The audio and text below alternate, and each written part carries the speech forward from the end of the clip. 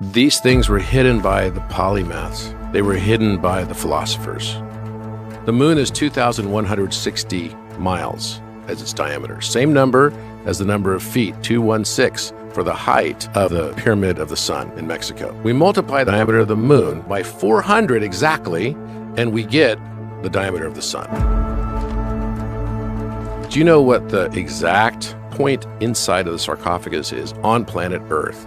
If we were to measure it and look at it, it's degree measurement, latitude and longitude. The latitude for the exact center point of the sarcophagus in the king's chamber is 29.9792.458 degrees. The speed of light is 299,792,458 meters per second. These things were hidden by the polymaths. Polymath is to be a philosopher. And remember, mathematics didn't mean study of math as number, study of quantity, of science, right? It meant learning. So poly means many, math meant learning. Polymath is many learnings. That's all that is. So the doorway to become a philosopher was to be a many learner. And once you became a philosopher, then you got into esoteric and wisdom and mystery schools. So the Egyptian mystery schools is where all the polymaths philosophers went. Mm-hmm. They all went there. In fact, you must go there. It is part of the process of initiation. So Leonardo da Vinci went there. Plato went there. Pythagoras spent 30 years there.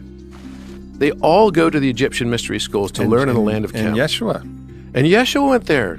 Jesus and John the Baptist both broke into the pyramid. They both went there. They both studied at the mystery schools. Do you know there was a mystery school that had been in existence for almost 500 years that was closed down by Nazis when they occupied Egypt in 1944? Why was there a mystery school with the name of Leonardo da Vinci's School of Egyptian Mysteries? Why did that even exist? The reason it existed is because Da Vinci, during his lost years of his life in Italy, spent 3 years, just over 3 years, in Egypt working for the Sultan of Cairo. He wrote about it in his compendium of his works after he died, which was called the Codex Atlanticus. It's in reference 1336 and 1337. It tells the entire story and it's written not backwards, because all of his texts are usually in backward mirrored text. So you'd have to look at it through a mirror to be able to read it easily. Mm-hmm. Although there is a good exercise to write backwards, because once you start writing backwards, it absolutely strengthens the other side of your brain that's your non-dominant side. Mm-hmm. So whether you're left-handed or right-handed, you use the opposite hand. So it's teaching you that ambidexterity, but at the same time, it's helping you see the mirror of consciousness, because that's what you start to tap into once you find this heart-brain balanced awareness. This is another exercise to do. But he wrote this letter in forward text. So whenever Da Vinci, because he always wrote backwards, whenever he writes forwards, it's encrypted. This was a draft letter, and it was titled "To the Devedar of the Sultan of Cairo, Babylon." And he tells the entire story how he's engaged by this sultan to be an engineer on a confidential project. Right? Doesn't say whether it's architectural. It sort of implies it's architectural, but it doesn't say exactly what it was. Although, what he does do is he goes through in very high detail his experience at Mount Taurus. Now, everybody believes that Mount Taurus must be a reference to the Taurus Mountains that are in Armenia. In fact, Mount Ararat would have been one of those such mountains. This is where the Noah's Ark was supposedly, up at the top of, landed after the flood. And he describes the town that he was in, a place called Kalindra or Calendar. There's no such town ever in the history of either Turkey or Armenia with this name. He was not referring to that. What you have to understand is that the original name of the Giza Plateau was Ras Tau. And if you read it backwards, it's Tau Ro. Another way to pronounce Tau, which is basically a Tau is a letter T, you rotate it slightly and it becomes Kai Ro. The Bull Mountain that he's referencing is actually shown to us in hieroglyphics. The original name of the Great Pyramid, among its names, one of them is Mur, and all three pyramids are Mer, Ka, and Ba. But the name of the Mer pyramid is actually to the Apis bull. The chevrons, right, and a bull. So you see two chevrons and a bull, and that is the original name of the Great Pyramid, which means Bull Mountain. So he was referring to the pyramid, the Great Pyramid. And in this, he even says it seems that they touch the sky, and it's oriented in such a way that it has sunlight on its east and west side in equal amount during the day because it's perfectly situated due north. He's exactly described, it's covered in the most resplendent and gleaming white limestone, is how he describes it. And he goes into a room or a cavern within this mountain, Bull Mountain. And the name of that, the cavern that he's talking about is this great cavern, which is actually a reference to the king's chamber. And right before you walk into the king's chamber, you have to bow, you have to sort of bend over. It's exactly 39 inches high. It's just 1 meter high, right? So we're not supposed to have a meter back then, but they measured it exactly as a meter. You kind of go in with your back hunched over, and he says he put his hand on his forehead, like waddling back and forth because it's about the same height as a bar, right? And he had this overwhelming feeling, by his own description, of going into this room of mystery and fear at the same time. You know, what was going to be lurking within that place in the darkness? What was he going to experience? Great fear and hope at the same time. And I remember the first time I went to the Great Pyramid, that's exactly how I felt. A mix of fear and hope. I'm like, what in the heck am I going to be dealing with here, you know? Is some like giant dog man going to come out and get me or something? You know, I've spent now 11 nights inside the Great Pyramid. Wow. So you got all of this stuff sort of playing out, and the story of Osiris playing out. And Osiris is personified by the constellation of Orion. The three stars on the belt match exactly the positions of the Teotihuacan Plateau pyramids, match exactly the proportions of the Rostau Plateau, which is what we now refer to as the Giza Plateau, right? The Chinese pyramids as well. You see this relationship all over the world with these ancient pyramid sites. And by the way, they were all built on the same units of measure too. For example, the pyramids in Mexico, the base of the Pyramid of the Moon is exactly the height of the Great Pyramid, which is 432 long cubits, 1.75 feet to each long cubit. When you look at the height of the Pyramid of the Sun, it's 216 feet, right? And you'll notice these are harmonic numbers, 432, 216. They always sum to 9. They're geometric numbers, right? That same height is matching as well the Menkaure Pyramid. So these are clearly harmonic relationships. You look at the Pyramid of the Sun, it's 216 feet. Well, that's 25,920 inches. What's the significance of that? That's the long period of this, orbit that we have with Sirius A in years. And by the way, if you just look up right now on Google, how far is the sun from the center of the galactic disk in Milky Way? It's 25,920 light years. So how is it all so perfect? How is it all so perfect? I mean, when you think about Pyramid of the Sun, Pyramid of the Moon, do you know what the chances are of us getting a perfect solar eclipse would be? We're the only planet in the solar system that has a solar eclipse. Do you know that?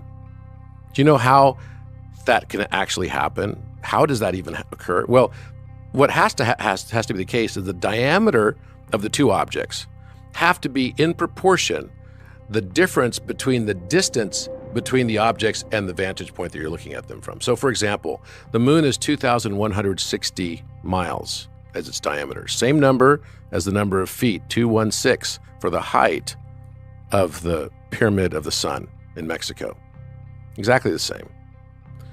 Okay, so 216, 2,160. We double that, we get 432, right? The diameter of the sun is 864,000 miles, making its radius 432,000 miles. So wait a minute, that's a note A in Pythagorean tuning as well, by the way. So that means that with 2,160 miles as the diameter of the moon, we multiply that by 400 exactly, and we get the diameter of the sun. That's kind of a mind blower. Okay, so, but then is the distance in proportion 400 times also? And yes, it is. The distance on average is about 232,000 miles between Earth and the moon. You multiply that by 400, it turns out to be 93 million miles, which is the distance we are from the sun. The average of the aphelion and perihelion. The largest distance from the sun, shortest distance from the sun. That's kind of mind-blowing. For me, it makes sense. But then there's got to be people, of course, listening right now are like skeptical, saying like, you're just making up random numbers. And as someone who's into mathematics, what do you think the probability is that all of these mathematics are random? Is that even a possible hypothesis? No, it's like, that's why I kind of laugh at that, because it's like, no, it's just not possible.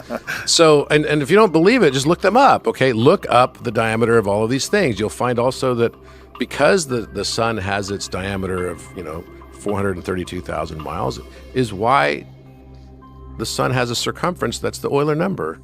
It's 2.718 million miles. It's hidden in plain sight. I mean, literally in plain sight. We look at it every day. But the metaphor is more important to me.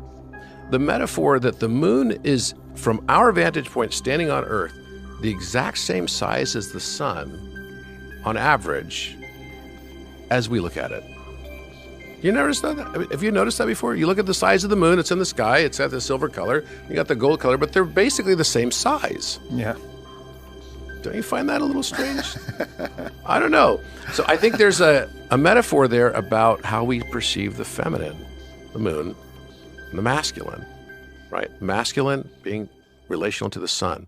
So what Da Vinci did is he put on his squared circle. And by the way, it wasn't even a squared circle because he didn't match the area of the square and the circle in his very famous illustration. It's probably arguably the most famous illustration that we look at today. In fact, the Vitruvian Man. Yeah, the Vitruvian Man. If the radius is 1 unit of the circle, then the area for that circle should be pi, because it's pi r squared, right? This is radius squared times pi still equals pi, because 1, right? 1 is the radius value. Well, guess what the value is for the square? This is 200 years before this number was even discovered by Isaac Newton. It's the Euler number.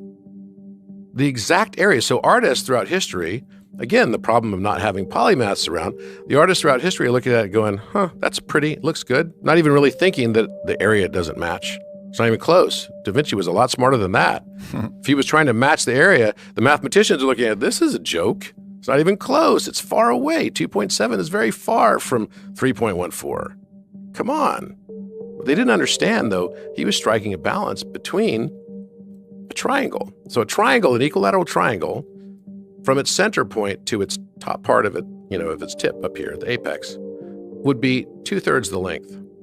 1/3 the length is from the center point to the flat base of the triangle, right? If we take that exact same proportion and we use a weighted average value, so we take pi times 2/3, the long portion, right? And we add it to Euler, 2.718 times 1/3, guess what the result comes out to? 3. 3.000. Here we have two transcendental irrational numbers through a simple weighted average around a triangle, coming back to the divinity of the number 3. The Trinity. The Trinity. So to me, the chances that something like this could happen, right? It's like, here's another one. Do you know what the exact point inside of the sarcophagus is on planet Earth? If we were to measure it and look at it, it's at its degree measurement, right? So we're looking at latitude and longitude. The latitude for the exact center point of the sarcophagus in the king's chamber is 29.9792.458 degrees. That's exactly what it is. So 299,792,458 degrees. And that is the latitudinal reference to the geolocation of the Great Pyramid. Not just the Great Pyramid, but within its 13 acres, down to 1 meter inside of the sarcophagus. Do you know that's the exact speed of light? The speed of light is 299,792,458 meters per second. Did you know that the Great Pyramid, the name of the Great Pyramid, one of it is Mer, which means light. It literally means pyramid. Pyra is a Greek word for fire, which was also used to reference light. Mid is like a mean or center point, the midpoint.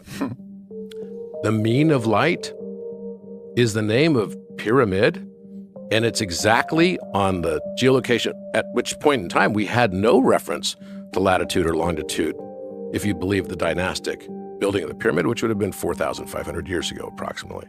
But wait, okay, so let's just say that might be coincidence. Let's take the other longitudinal reference. So the longitudinal reference for the same spot is 31.1342 degrees. So that doesn't sound like anything special. It's not speed of light, right? It's not close to the speed of light.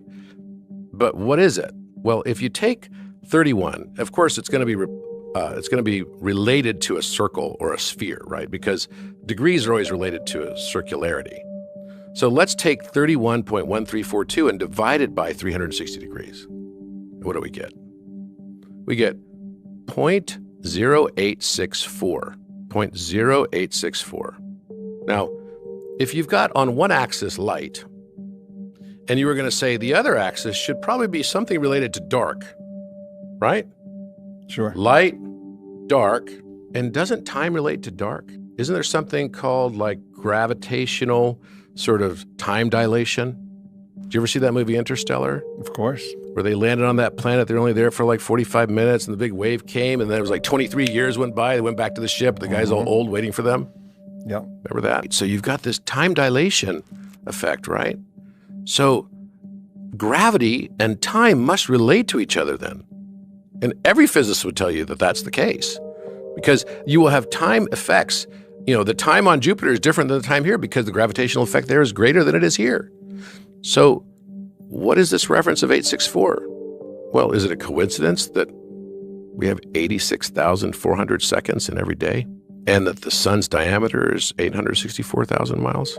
Now, if I could make a perfect time system and I was going to construct it, I'd be like, okay, how do I geometry this shit out, right? I'm going to like make this thing. I'm going to have it relate to the thing that I'm going around, and it's going to be related to its diameter. And then that's going to then resolve into every day of 24 hours, which comes out to be the exact relationship of the diameter of the sun, please. So now the latitude and the longitude are light and time references? Really?